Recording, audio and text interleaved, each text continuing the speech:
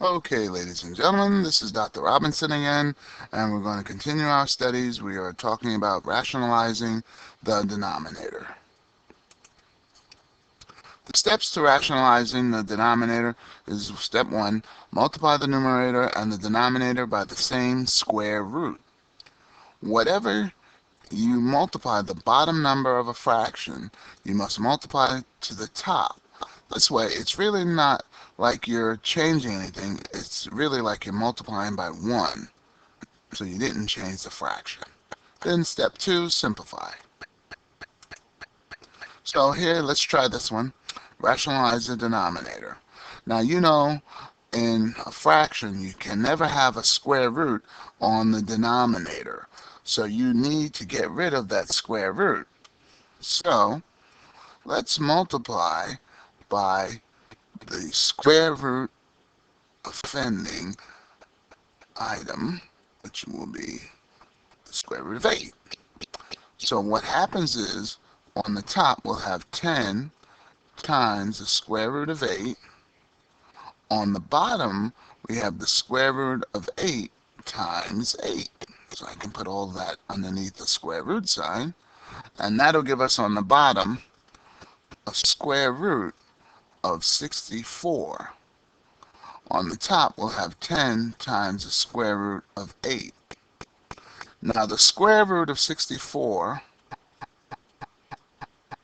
is a perfect square, which means I can take a square root and give a whole number as its answer. So the square root of 64 is 8. On the top I have 10 times the square root of 8. Now I can simplify this a little bit by dividing this by 2. 10 divides by 2 gives me 5, and 8 divided by 2 gives me 4. So I'd have 5 times the square root of 8 over 4. Now I got to look a little closer because I notice inside of the square root sign up here, I got the square root of 8. The square root of 8 really equals to a perfect square in there. Perfect square would be square root of 4, and I'd be multiplying that by the square root of 2. So remember, I have a 5 outside. It's being multiplied by that stuff, because 4 times 2 gives us 8, and the square root sign above it. And I have a 4 on the bottom. Now I'll take the square root of 4, which is a perfect square, which gives me 2. And I have 5 times that 2 times the square root of 2, and all of that over the square over 4. So 5 times 4, let's clean it up. 5 times 2 gives me 10 times the square root of 4, square root of 2, sorry, over 4. Now in looking at that, I have, again, I can divide this by 2, so that'll give me 5. And I can divide this by 2, that'll give me 2. So my answer is going to be 5 times the square root of 2 over 2. And I have just rationalized my term. And my denominator, notice, is no longer a square root like I started with up here. It's now a positive 2. So there is my answer. Let's take a look, see what we did. So we multiplied by the radical denominator, that's the offending party in the denominator, which gives us a nice perfect square. We do the same to the top, multiplied by that radical. Then we simplify, and you have to look closely. Sometimes you have a perfect square in there, like square root of 8 can reduce down to 4 times 2, and the square root of 4 will give you 2. And 10 times 2, I did that a little differently. 10 times 2 gave us 20, square root of 2. And I can reduce it here by dividing 20 by 4 and 8 by 4. That'll give us 5 over 2 times square root of 2. So that was a good question, and you had to look closely. So here's one for you. Try it. Rationalize the denominator. Notice what's the offending party. You're not allowed to have the square root of 2 down there, so see if you can do it. Here's another one for you. So check your understanding. I hope you understand what's going on so far. If you don't, rewatch the tape, write down your questions, and we'll be glad to answer them for you in class. Okay, let's talk a little bit more about something called the conjugate. So that's a binomial formed by negating the second term of a binomial. The conjugate is of x plus y. So notice the plus y, positive y, and we're going to have its conjugate is x minus y. Notice it's the opposite of the second term. So minus y, where x and y are real numbers. So I remember when we multiplied these things, these binomials, when they were different, x plus 2 times x minus y, we ended up foiling x times x, first times first, outer negative 2 times x, and inner positive 2 times x, and last positive 2 times negative 2.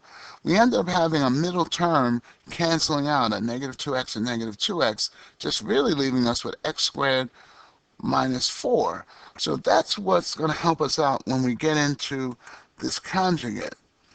So in order to rationalize, we're going to multiply the fraction again by the identity element of 1, where the numerator and denominator equal to the conjugate of the given denominator. So what we're really going to do is we're going to take this denominator, treat it as a binomial, and multiply it by its opposite of the second term. So let's take a look at what we do. The opposite of this denominator, or the conjugate, would be 4 minus square root of 11.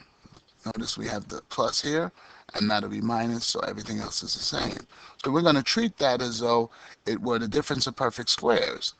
So when we multiply by this, we're going to end up with the middle term being cleared. So it's a sense of really multiplying 4 times 4, which will give you 16, and positive radical 11 times negative radical 11, difference of perfect squares, or negative times positive will give you negative, and that'll give you square root of 121, or which gives you just 11 because you don't really need the radical sign. So your denominator, in a sense, has rationalized and cleared out with the radical sign. If you cared to multiply positive radical 11 times 4, and then 4 times negative radical 11, you would have seen that those two would again cancel out. So that's why it's important to multiply by the conjugate. So remember, you got to multiply by the top because you don't want to change the value of the bottom number, or the fraction, I'm sorry, by doing something to the bottom without doing the same thing to the top, because this, in a sense, is really multiplying by 1, even though it's a funny looking 1.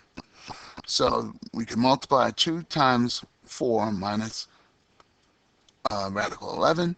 So that'll be at top. So 2 times 4 is 8. And 2 times radical 11 would be just 2 radical 11. You can put an imaginary 1 here if you desire, if you don't see that. And 16 minus 5, minus 11 gives us the 5. And that's as far as we can simplify it down, because there's nothing else. This 2 is being multiplied by that, and that'll give you some type of irrational number. So multiplying the conjugate cancels out the middle term. That's the main thing we want to know. So let's try an example to rationalize this denominator. So we got a conjugate we got to multiply by. So 3 plus radical 5. Remember, the conjugate is the opposite of the term. And remember, you got to multiply the top by 3 plus radical 5. Now, I like to put parentheses around this, so it looks sort of like the difference of perfect squares.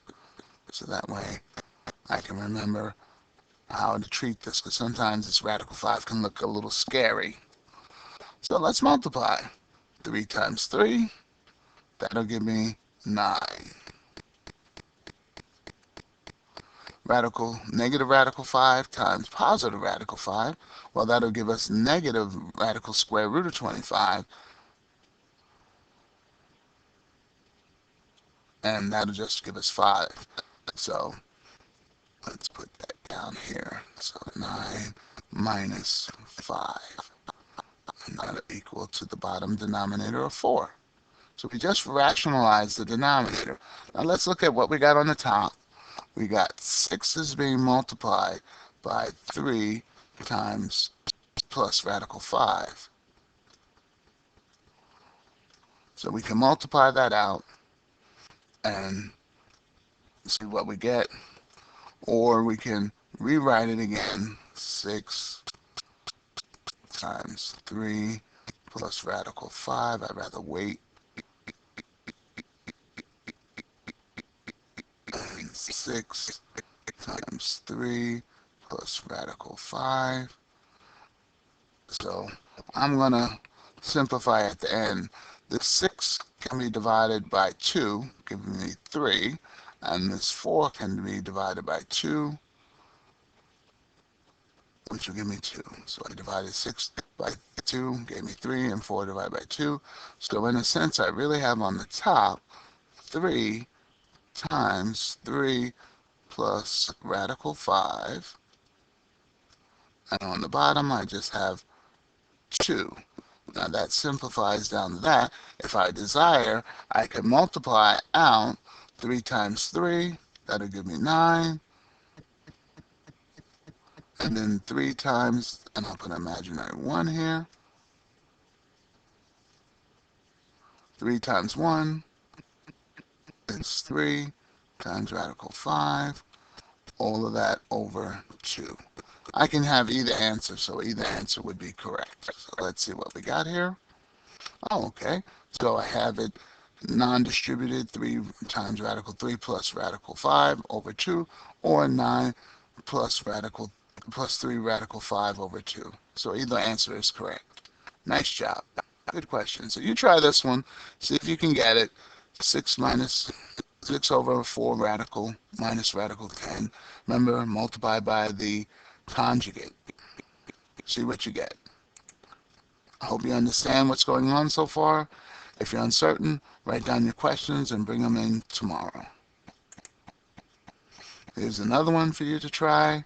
This time the radical 7 is in the front. That should be no big deal because all we have to do is multiply by the conjugate. And the conjugate is the second number's additive inverse. So that would be radical 7 minus 2. We would multiply by radical 7 minus 2. Put your parenthesis around it to help you out.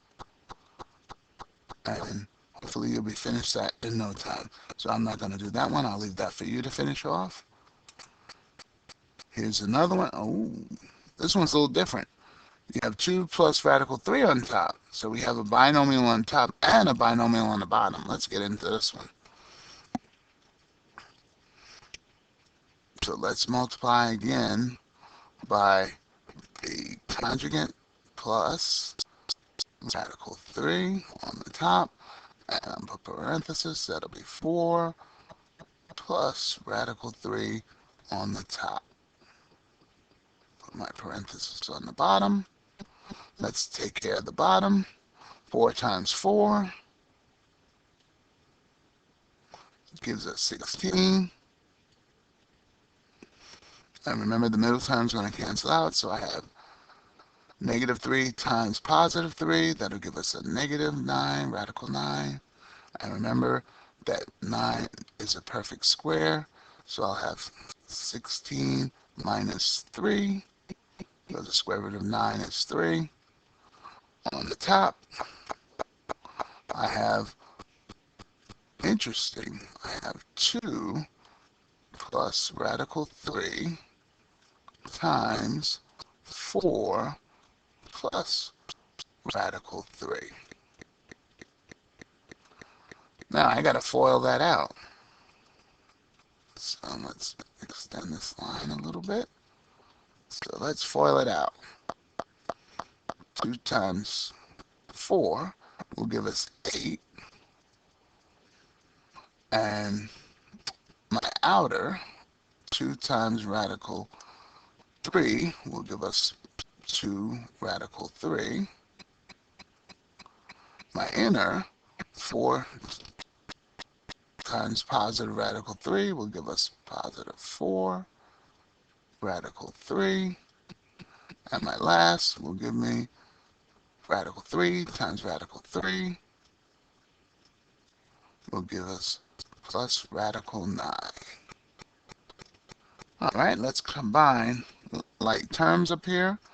We got, well, let's simplify this first. Here we got a square root of 9 is equal to 3.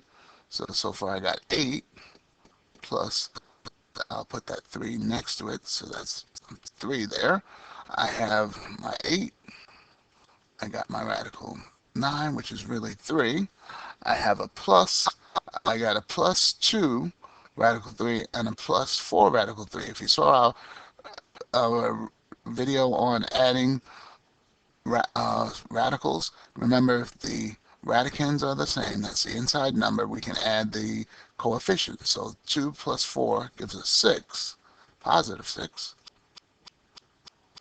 and keep the radicand the same. So that's 6 radical 3. And all of that is going to be over 16 minus 3, which is 13. So let's simplify that even a little more. I got 8 plus 3 equals 11, plus I got a 6 radical 3, all of that over 13. Let's see, can I just simplify anything or factor out anything? No, 11 doesn't go into anything. And 13, no prime numbers here, so that's all I can do. So that's going to be my answer. So let's check it. 11 plus 6 radical 3. So that was a good problem. So sometimes you get the multiply by FOIL, and you have to remember to use your FOIL method, and sometimes you have to come back to dealing with these rules for addition of radicals or subtraction of radicals. That's a good problem. So here's one for you. Rationalize the denominator, and hopefully you'll get it with no problem. Be careful. Make sure you multiply by the conjugate. Check your understanding. Bring in your questions. If you have anything that you're unclear of, I'll be glad to answer it in class tomorrow. So this is Dr. Robinson, hoping that you got something out of this video. Bye.